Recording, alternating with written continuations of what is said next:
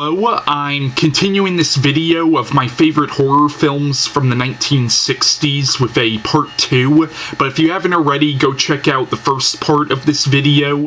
So the first movie I want to talk about is Alfred Hitchcock's The Birds, which I don't have on DVD, I have it on videotape, but The Birds is such a classic movie. I'm not gonna lie, I actually kind of like this better than Psycho, but yeah, if you haven't, definitely check out The Birds. The next movie I want to talk about is The Haunting. Now this is directed by Robert Wise, who also directed movies like The Sound of Music and West Side Story, and he would actually go on to direct Star Trek The Motion Picture, but The Haunting is a really good movie. This is actually based on a book by Shirley Jackson called The Haunting of Hill House, but you know, basically it's about these people who go into a house that is haunted, and they try to investigate the supernatural things that are happening in the house. But yeah, The Haunting, it's a really good movie. If you haven't already, definitely check it out. The next movie I want to talk about is a movie I actually have on this box set called Tales of Terror, which has 50 different movies on it, and it's a movie that came out in 1963, and the movie is called The Sadist, and basically it's about these three people whose car breaks down, and they end up in this old junkyard, and they end up getting held hostage there by this psychotic young man and his girlfriend, and the character, he's supposed to be loosely based on Charles Starkweather, I believe, but it's a really good movie. If you haven't already, definitely check out The Sadist. It's in the public domain, so you'll probably be able to find it on public domain box sets like this one, but if you can, definitely check the movie out. You might even be able to watch it online if you find it, because it is in the public domain, so if you type in The Sadist full movie, you might be able to get it, but it's a really good movie. I highly recommend it. Alright, so the next movie I want to talk about is Black Sabbath, and this is actually the movie that the band Black Sabbath was named after, even though I actually read Ozzy Osbourne's autobiography, and according to his autobiography, he actually doesn't even think him or any of the other members of the band Black Sabbath ever actually saw this movie, but they did get the name from this movie. But this is actually a pretty good movie. It stars Boris Karloff, and it's actually an anthology film. It's 3 stories in one. Yeah, I would definitely recommend checking out Black Sabbath if you haven't seen it already. The next movie I want to talk about is King Kong vs. Godzilla, which is probably one of my favorite of the Godzilla sequels. I mean, I'm a huge Godzilla fan, like, you know, I love almost all the movies, but this is definitely one of my favorite Godzilla movies. If you haven't already, definitely check out King Kong vs. Godzilla. The next movie I want to talk about is The Raven from 1963. Now this comes on the same DVD as a movie called The Comedy of Terrors. I never saw The Comedy of Terrors, but I am going to talk about The Raven, and The Raven is actually a horror comedy, and it's a really funny movie. Of course, it's loosely based on the poem The Raven by Edgar Allan Poe, and it's also directed by Roger Corman and written by Richard Matheson. It's a really good movie, The Raven. It stars Vincent Price, Boris Karloff, and Peter Lorre. If you haven't already, definitely check out The Raven. The next movie I want to talk about is another Roger Corman movie, and this one stars Boris Karloff and Jack Nicholson, and that movie is The Terror from 1963, and The Terror is a really good movie. Supposedly this movie was only made over the course of like 3 days, but I personally enjoy The Terror. I know some people don't like the movie, like, I have a friend who doesn't really care for this movie, but I always enjoyed The Terror myself. The next movie I want to talk about is called The Haunted Palace, which is another Roger Corman movie, and what's interesting about this movie is when this movie came out, they kept calling it Edgar Allan Poe's The Haunted Palace because Edgar Allan Poe did write a poem called The Haunted Palace, but this movie is actually not based on a story by Edgar Allan Poe. It's actually based on a novella called The Case of Charles Dexter Ward by H.P. Lovecraft, and I have read the novella, but The Haunted Palace is a pretty good movie. I would definitely recommend it. The next movie I want to talk about is a movie that came out in Brazil in 1963, and that movie is At Midnight, I'll Take Your Soul, and it's the first movie of what is now called the Coffin Joe series, and this is a really good movie. Basically, it's about a mortician who wants nothing more than to find the perfect woman to bear his child, and he will stop at nothing to get this child, even if it means killing and torturing people. But he's such a cruel character, and the guy who wrote and directed this movie also plays the main character in the movie. But what's interesting about this movie is this is a movie where the villain of the movie is also the lead character, and obviously now you have a lot of movies where the antagonist is also the protagonist, but at the time this movie came out, I can hardly think of a movie where the villain was also the main character. But this is also a really violent movie for a movie that came out in 1963. But then again, it's not an American movie. This movie came out in Brazil, so maybe movies in Brazil were more violent at that time than movies in America at that time. But but this movie was definitely years ahead of a lot of horror films that came out in America at the time this movie came out. But yeah, I definitely recommend At Midnight, I'll Take Your Soul, and I also recommend the sequel, This Night I'll Possess Your Corpse, which is not as good as the first one, but I still definitely recommend it.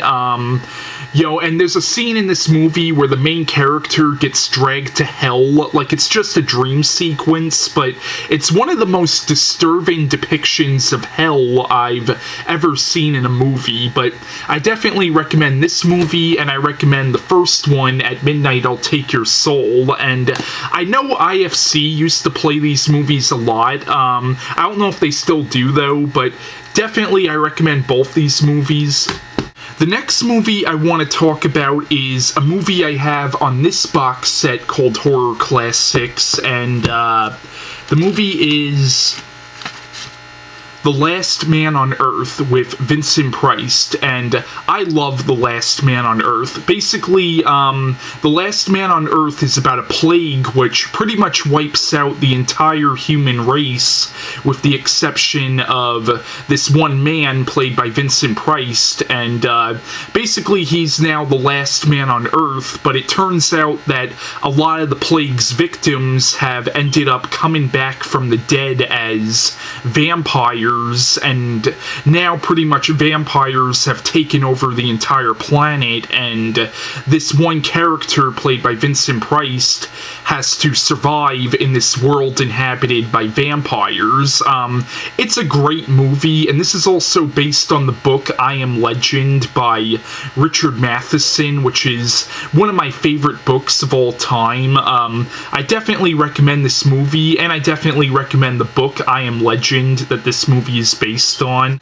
The next movie I want to talk about is another movie with Vincent Price in it, and that movie is The Masque of the Red Death, which I have on this box set with other Vincent Price movies, but The Masque of the Red Death is also directed by Roger Corman, and this is based on a short story by Edgar Allan Poe.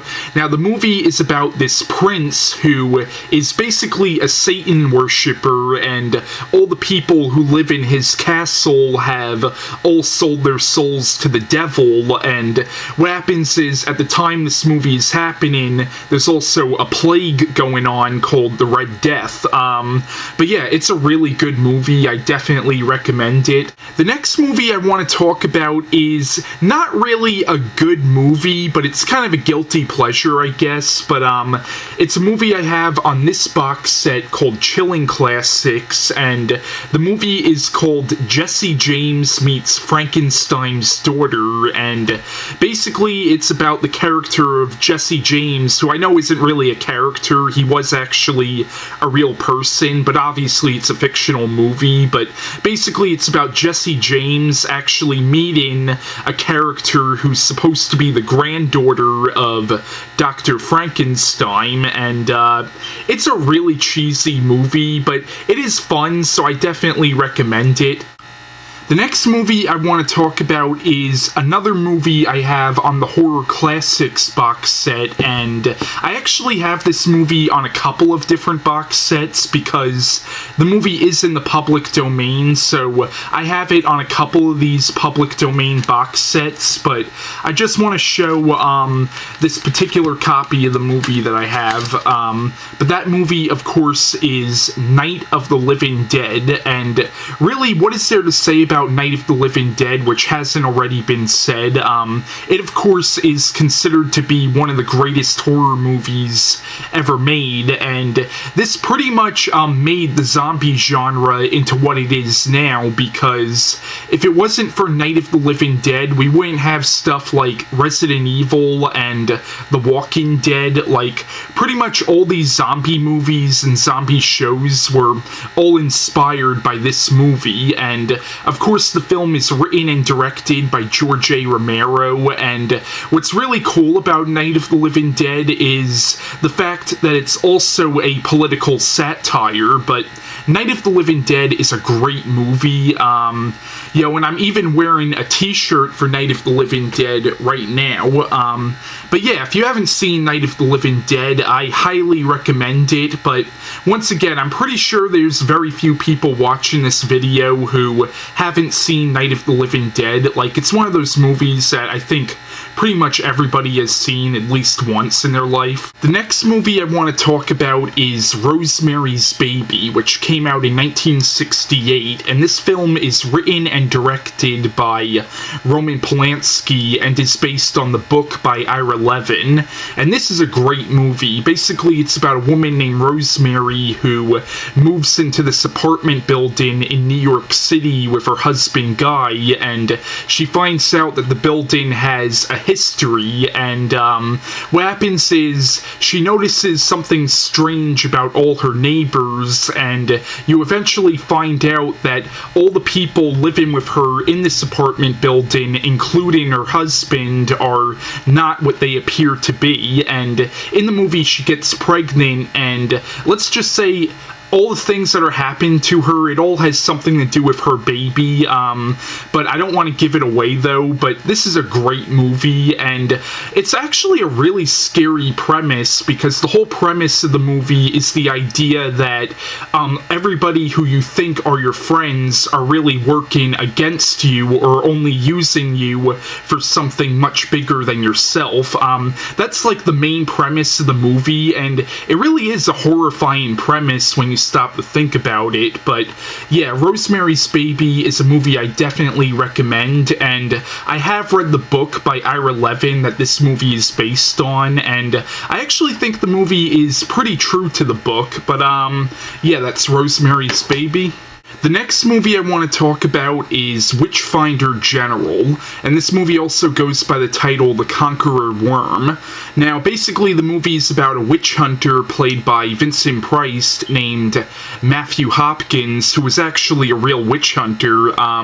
What happens is he accuses this priest of witchcraft and has the priest hung, but what happens is this guy, who is the husband of the priest's niece, he ends up going after Matthew Hopkins to get revenge on him, and that's the basic plot line of the movie. But this was a really good movie, and Vincent Price, he plays the character of Matthew Hopkins, like I just said, and he is such a scumbag in this movie. Like, you really want to see this guy get his comeuppance. But yeah, it's a really good movie. I definitely recommend it. The next movie I want to talk about is Kuroniko. Now, I'm not sure if I'm saying the name right, but Kuroniko is a Japanese horror film which came out in Japan in 1968, and this is a really good movie. Basically, it's about these two women who are raped and murdered by these samurais, and they end up making a deal with the devil where they can come back, but they have to feed on the blood of every samurai warrior that they run into.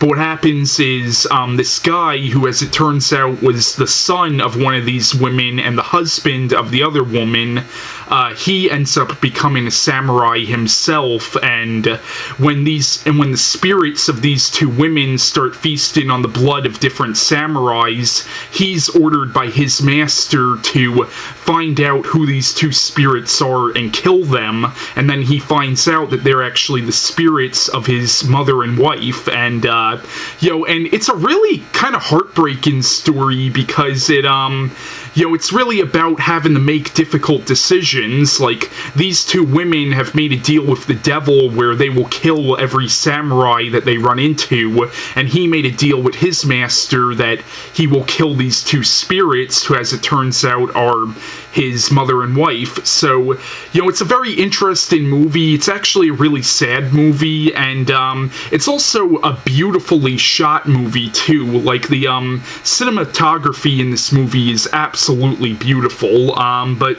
yeah, if you haven't seen Kuroniko, I definitely recommend it. But once again, I'm not even sure if I'm saying the name right, but that's the name right there. Yeah. And the last movie I want to talk about is Frankenstein Must Be Destroyed, which is part of the Hammer Frankenstein series. And one of the things I always found interesting about the Hammer Frankenstein movies is how they really focused on the character of Dr. Frankenstein. They never really focused on the monster. Like the Frankenstein movies that Universal put out, they always focused on Frankenstein's creature, but the Hammer films focus on Frankenstein himself, which is something I found to be really interesting. And really, in each of the Hammer Frankenstein movies, it's really a different monster in each one. But in the Hammer Frankenstein movies, Peter Cushing plays Dr. Frankenstein, but Frankenstein Must Be Destroyed was always one of my favorite Hammer Frankenstein films, but yeah, that's Frankenstein Must Be Destroyed. I definitely recommend it. And that's it. That's my video of my favorite horror films from the 1960s, and bye.